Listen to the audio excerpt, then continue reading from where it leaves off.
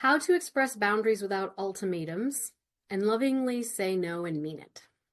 So basically, if you've ever struggled with naming, claiming, and asserting your boundaries because you're worried that you'll come across as selfish, or you might push someone away, or you're going to trigger a conflict and feelings of discomfort in the relationship, and that sparks attachment anxiety or a fear of abandonment, then this segment is really for you. Now, boundaries in relationships are essentially what I'm going to call guidelines that define how we want to be treated and how we will protect our emotional, physical, and mental well-being. They are so important because they help us to create safety, foster mutual respect, and maintain authenticity in our relationships. So when we have boundaries that are too loose or too rigid, then that can lead to issues like resentment, or even feel like we have a loss of identity or emotional disconnection. So how do we develop those healthy, firm, but flexible boundaries? So that's what we're really going to explore here today. We're going to look at, number one, how to recognize your boundaries as indicators of important needs. Number two, we're going to look at how to express your boundaries without slipping into ultimatums. Number three, we're going to look at how to factor in the impact of attachment styles on communication. And number four, we're going to look at establishing, I'm going to call them correct goals for healthy communication. And lastly, this leads to the stages of readiness for change. So how do we discern if patience and time could help the relationship grow, or if it's actually going to leave us treading water, feeling stuck, and it's actually time to let it go and move on? So ideally, by the end of this segment, you're going to feel like you can go from being afraid to speak up or walking on eggshells to communicating more confidently, building relationships based on trust and mutual respect so that you can cultivate that connection that you really want. Now, number one, let's explore how our boundaries really clue us into our emotional needs. So a boundary defines our preferences by establishing our values and our priorities around what we really need. And usually what we don't like is the first thing we recognize or understand in this. So for example, well, I don't like it when my partner talks down to me or dismisses my opinions. Okay, so what does that mean you do like? Well, it's simply the opposite of that. It means I do like when my partner regards me as an equal and values my input. Why is that? Well, because I want to feel respected, valued, and important. Okay, well, what does that mean you need? Well, I guess that must mean that I need to feel included and treated like an equal in my relationships. And then we want to add some specifics to that. Well, I feel that way when my partner listens to me without interrupting, asks for my opinion, or acknowledges my contributions to our shared decisions. And so once we have that information, now we can set a clear boundary and express discernment and love. So the boundary, which I call a red flag statement, sounds like, I don't want to engage in conversations where I feel dismissed or talked down to. And your discernment, which I'm going to call the green flag statement, will sound like, I value and choose partners who listen and respect my ideas and opinions, and who speak to me honestly and directly, and who seek me out to include me in our shared decisions. How many people are resonating with this? Let me know in the chat there. So now that we know the feeling we want to feel, the need it points to, and the boundaries that we might establish around it, okay, how do we express these things without coming across as controlling or somehow emotionally manipulative? Okay, so this kind of gets into the realms of how to avoid emotional ultimatums, right? So people get tripped up because they don't know how to express a boundary without making it sound like an ultimatum. And it's important to examine this because for a boundary to really be healthy and true, it has to be backed by appropriate consequences if that boundary is ignored or violated. But this really is qualitatively different than giving an ultimatum. Now, if you want to get semantic, we could argue that when an ultimatum pops up, it is a consequence of whatever behavior led up to that point. But for our sake, we're just going to define these two things a little bit differently. So to my mind, a consequence is an action or a response that is designed to protect our emotional well-being and reinforce a boundary in a way that aligns with our values, right? This is a consequence. Now, an ultimatum is a rigid demand that is made from a place of fear, control, or desperation, trying to force someone else to comply with something without any consideration of their autonomy or your autonomy, right? So the difference is really detected in our choice of words, our tone of voice, our body language, the feeling that we have inside when we are articulating these things, and our overall delivery. Because communicates that what you're saying comes from a different place energetically and emotionally speaking. So for example, a consequence might sound like, if you continue to speak to me in a critical and dismissive way, then I'm going to need to step away from the conversation until we can talk more respectfully. Whereas an ultimatum might sound like, talk to me like that again and I'm done with this relationship. So the difference here is that a consequence focuses on what you will do to honor your boundary, and it gives the other person the choice to opt into what would respect your boundary and support connection.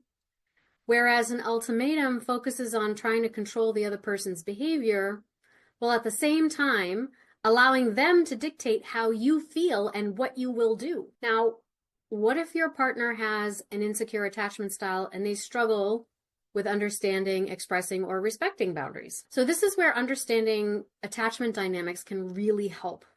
So for instance, someone with an avoidant attachment style might withdraw or minimize an issue to avoid discomfort, whereas someone with more anxiety might interpret boundaries either as a rejection or a challenge to try harder. So if we can learn to frame our boundaries in such a way that we're expressing ourselves with compassion, that we are rooted in self-respect, then we can navigate these challenges. And I think it's important for us to examine exactly how our communication can be adjusted based on attachment style. Now, before we get into that, I just want to pause again. Is any of this resonating with you? Have you found yourself experiencing similar scenarios? Do you have any examples that you would like us to explore? I'd love to know that in the chat there. Okay, so let's talk about communication based on attachment styles. Now, factoring in attachment styles means expressing our boundaries most effectively, I believe, using things like safe and soft strategies. So let's talk about safe strategies first. Safe strategies are approaches that tend to emphasize safety, reassurance, and validation to keep your communication grounded, communicating stability and emotional security. These tend to work best with anxious partners. So let's say an anxious partner approaches you and they say something like, you don't seem as interested in spending time with me. And they are looking for you to assume some kind of accountability. And that stimulates a trigger that you have around feeling over-obligated, which is usually about a deeper shame of disappointing someone because they're looking for something you think you can't really provide without abandoning yourself, right? Now, instead of reacting defensively in response to your trigger, saying something like, that's not true, you're imagining things, right, and being defensive or dismissive, we might try a safe strategy and say something like, you know what, I know I've been checked out lately and my stress has gotten in the way and I'm sorry about that. Let's make a concrete plan and put it in the calendar because I love you and I want to spend more time with you. And why does this work? Well, because it acknowledges their feelings, it does take accountability, and it also offers a solution to reconnect. It also takes a vague statement about spending time, which doesn't actually give us any real parameters to respond to, and it makes it more concrete and doable with very clearly defined actions that are going to help you demonstrate emotional interest without feeling over-obligated. Okay, all right. Let's talk about soft strategies. So soft strategies typically work better with folks that are experiencing avoidance. And they are approaches that emphasize appreciation, autonomy, and offering choices, which are pretty effective if you're experiencing avoidance. So that could be someone who has dismissive avoidant attachment, or they are more disorganized and experiencing more avoidance in the moment. So let's say that you have an avoidant partner. And let's imagine they say something like, I need some time alone to unwind. And they are looking for you to respect their needs for time alone. But this stimulates for you a trigger that you have around feeling rejected, ignored, or abandoned. And so you might defensively or reactively say something like, well, why can't you just unwind with me? But instead of doing that, maybe you try a soft strategy and you say something like, well, I'm glad that you know how to take care of yourself. Let's plan a time to check in and reconnect after you've had that space. So why does this work? Because it's respecting their need for space, but it's also gently creating an opportunity for connection and inviting them to meet you halfway by creating parameters around the time and space that they'll be taking so that you know when you will be connecting with them, and that alleviates the anxiety. Now, when we have disorganized, which are sometimes called fearful avoidant partners, I call these folks spice of lifers, you're going to need to feel into the moment and decide whether in that moment they are pulling or pushing. Are they withdrawing or are they reaching for? Are they avoidant or are they more anxious in nature? So for a disorganized partner, on the one hand, let's say that they're feeling more anxious. So maybe they say something like, I feel like you're going to leave when things get hard. And they're really looking for some reassurance and stability. But they're also asking kind of an unanswerable question in a way. And so it's hard to offer reassurance without then being accused of saying something that you couldn't possibly know to be true, which would reinforce their fear, right? And so for you, you start to feel like you're kind of backed into a corner. It triggers feelings of confusion and maybe annoyance and frustration because your commitment is being called into question or you're feeling distrusted. Now, instead of reacting dismissively in that moment or saying things that you can't really predict, such as, I'll never leave you so you don't have to worry, you might try a safe strategy, such as, you know what? I understand that, but we're in this together and I'm committed to sharing my thoughts and my intentions with you every step of the way. My plan is to work through our issues together no matter what. So there'll be no surprises here. And so it works because we're offering the reassurance they need while reinforcing your commitment and creating stability in the relationship without making false promises, which are ultimately not reassuring and can be made subject to suspicion. Okay. On the other hand, would have you imagine that maybe this disorganized or fearful avoidant partner is feeling more avoidant in the moment. And so maybe they say something like, I don't know why I'm so upset. And now their confusion is triggering your fears around instability. And you feel like you don't know how to succeed with them in the relationship because they're not giving you any path or roadmap to do so. So instead of trying to shame or bully them into getting over it by saying, why can't you just calm down? It's like the simplest things set you off. You might try a soft strategy, like, man, that would be tough for anyone. Sometimes big feelings can't be explained. Would it help if I just held your hand and we sat together without words for a while? Maybe the words will come later. Why does this work?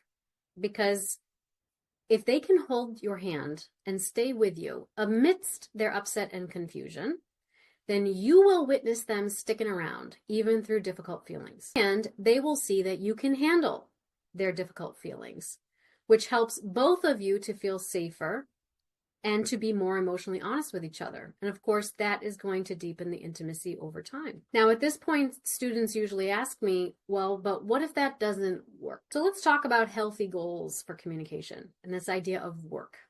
Okay, so I get it. A lot of us might feel tired of feeling like we are the only ones in the relationship. And the idea of having to learn new communication skills can seem unfair. So why should I have to change or learn something new if my partner isn't interested or stepping up? Or I'm tired of being nice when I'm angry, upset, and unheard. Or isn't this just walking on eggshells and pretending to be someone I'm not? So these are thoughts that often stem from attachment anxiety, and they tend to cloud the goal of healthy communication. So the goal is not to manipulate your partner or to force them to change. It's really to uncover the truth about your relationship, your mutual stages of readiness, and whether your values and priorities align in the long term. So when you communicate effectively, you are processing resentment instead of bottling it up or lashing out.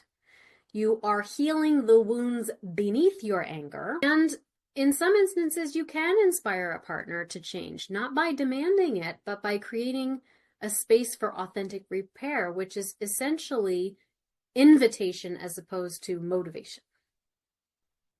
So effective communication is not about not being yourself or faking it until you make it. It's about rising above the fearful self so that it's not the only version of you that is showing up to the relationship or that is showing up to a conflictual situation.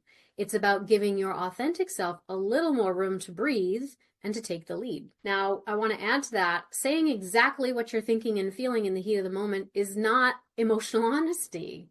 It's just being unfiltered. And so while it might feel authentic in the moment, it can sometimes come across as tactless or inconsiderate or reactive or even bullying. And so to my mind, true emotional honesty comes from reflecting on our thoughts and feelings and then choosing how to express those in alignment with our values and our priorities. And so healthy communication is intended to help you take a step back, peel away the defensive layers that we have accumulated over time, and reconnect with our authentic self. And that is the version of you that reflects on what you think and feel, and then lines that up with what truly matters to you, and then responds with integrity, generosity, and care. And it also allows you to create a relationship that becomes a safe space for mutual healing and growth, which deepens the intimacy and trust over time. Right? So then usually what I hear is, well, okay, Brianna, I get that. But what if my partner responds negatively? What if I learn these healthy communication skills and it actually seems to make things worse? How many of you feel like you've experienced that? Let me know in the chat there. It actually seems to make things worse. Okay.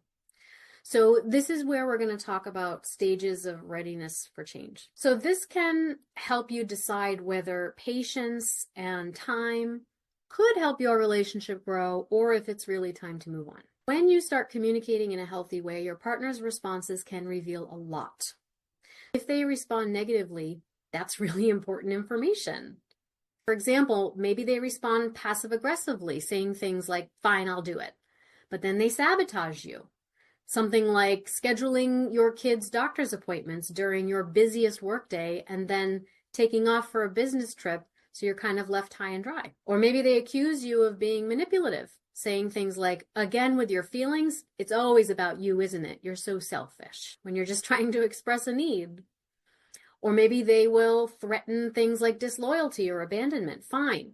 Well, I guess I'll just go find comfort with somebody else then. Now, if this happens, it doesn't mean that you're doing it wrong. In fact, it's a sign that you're doing it right. Because their negative reactions mean that your emotional honesty is triggering their deepest wounds. Their wounds are telling them that emotional honesty is unsafe. It's threatening. And so you are ultimately creating an opportunity for them to heal and to show up differently.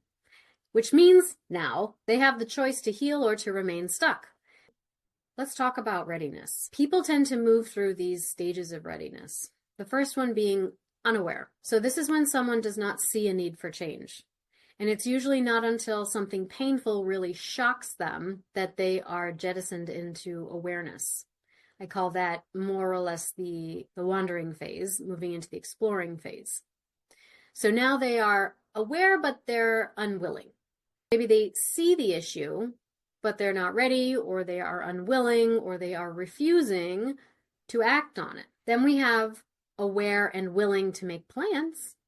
This is when they start talking about solutions. They're circling around what they think they need to do, and they're making a plan to do it.